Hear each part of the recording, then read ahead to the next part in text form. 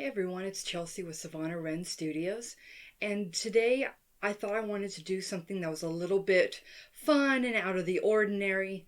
As many of you may know, I am a avid collector of oracle cards and tarot decks, and I had ordered this deck a couple of weeks ago and totally forgotten about it, and it arrived just in time to give me something to do now that we are in quarantine.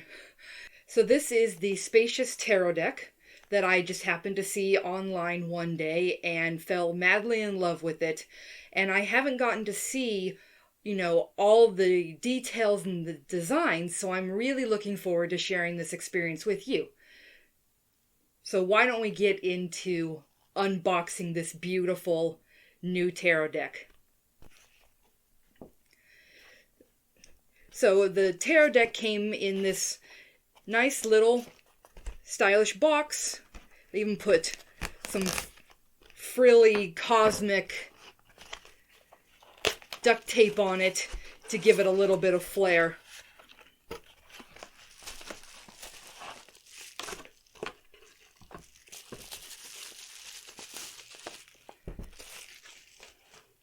Nothing out of the ordinary so far. Nice box with beautiful style and outside fixtures. Let's see if I can be really careful with the shrink wrap so that way I don't scratch the outside of my cards. I tend to keep the boxes of my tarot decks as a way to store them when I'm not using them. So here we have the case. We'll open it up. I always enjoy it when the decks have the little piece of ribbon to help you pull them up. That's always a nice little added feature. The box that they came in is at least cardboard, and it's pretty sturdy. As you can see here, I can knock on it. And I really appreciate when they put in a ribbon to help you remove the deck from time to time, so that way you're not having to accidentally bend your cards, and it keeps your cards in better shape over the long term. The deck itself comes with the cards that are bound together, and then they also have a guidebook so that you can look up the meaning of each of the cards. If I tend to resonate very strongly and deeply with the imagery and the archetypes that the cards have on their faces, then there really isn't a need for me to rely so heavily on the guidebook. And I specifically chose these cards because when I saw them on Facebook, I immediately loved the imagery of the 4 or 5 cards that were displayed in the advert. So let's get into looking at some of these cards.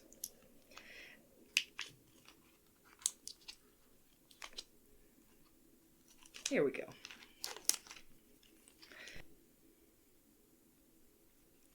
The first thing that I notice about the cards is, one, they are heavy duty, which is something that you always want to look for when it comes to tarot decks.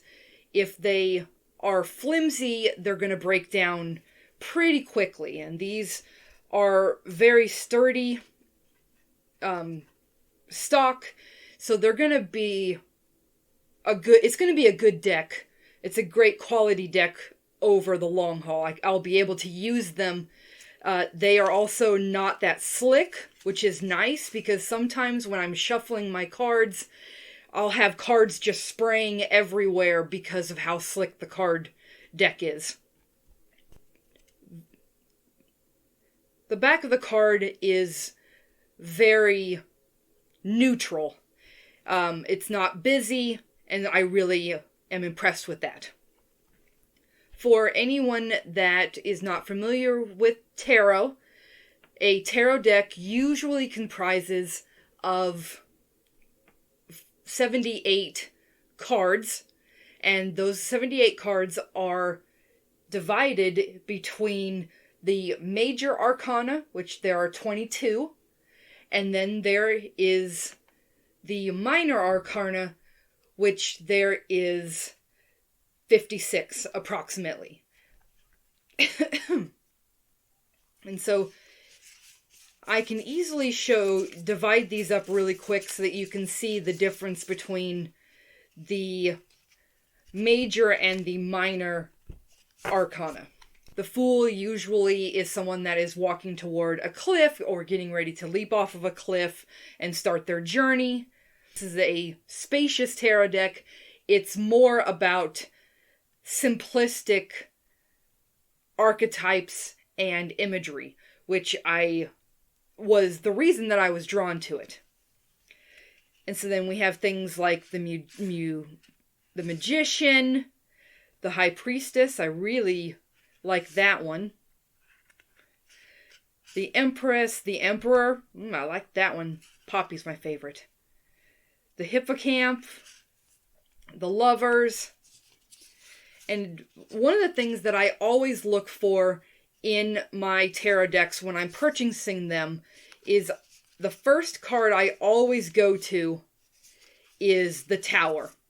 If I am not in love with the Tower card, I'm not going to buy it. That is one of the cards that I resonate very deeply with, and so I tend to choose my decks based on how I feel about this card initially. And here we have the classic lightning striking a tower motif or archetype, but here, instead of it being a classic tower or a castle, we have more of a tower of rocks. And the minor or the major arcana usually ends with the World, which is labeled as number 21, whereas the Fool is labeled number 0. So I'm very ecstatic about the iconography and the archetypes for the major arcana. I love how simplistic they are. It leaves a lot of room for interpretation depending on what you see within the cards. And so I'm extremely happy with the major arcana in particular. The minor arcana is going to be divided into 4 major suits.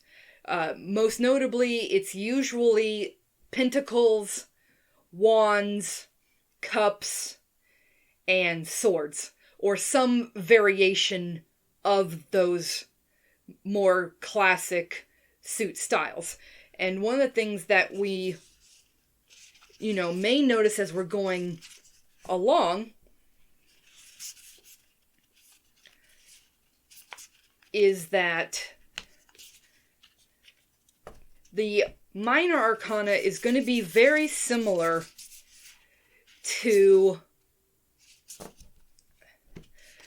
a regular playing deck with just minor changes. So there we go. And here we can see each of the 4 suits laid out in a row. This one is the suit of pentacles, the suit of swords, the suit of wands, and the suit of cups. And each of the suits have different qualities and properties that go along with them. So for instance, pentacles is associated with earth, cups with water, swords, air, and wands, fire. And you can kind of see that in the motifs as we're looking at them just right now. And then we come to the royal cards. And instead of having Jack, Queen, King, in tarot you will usually have Page, Knight, Queen, King. So you have one extra one and they're named a little bit different. But I can already notice that in this unique deck that the Page is replaced with Child, the Knight with Explorer, Queen with Guardian, and King with Elder. So that's really a unique feature of this deck in particular, and it's something that I really love about this deck. And that's just the Pentacles suit. And so you can go through and look at some of the different images for the swords. All really nice. I think that those are excellent as well. The wands. So we have a lot of fire elements, which makes perfect sense given that wands are associated with fire. And we got fire salamanders. Those are really beautiful. And then we end with the suit of cups. And so there's going to be a lot of water elements to this suit. And I still absolutely love how clean the images are, how open to interpretation they are. That's really one of the reasons that I was so drawn to this deck in particular. Definitely worth the money that I paid for it, and I really cannot wait to start doing readings with these cards. However, first things first, I have to clean them and cleanse them, and then I have to energize them and bond them with me before I can start giving readings. And I'll share that in a future video. Thank you so much for watching my unboxing video. I hope you learned a little bit about the basics of tarot as well as this beautiful deck. Just a reminder, for my Patreon community, I post a weekly free tarot card or oracle card reading every Monday. Look me up on Patreon under Savannah Wren Studios.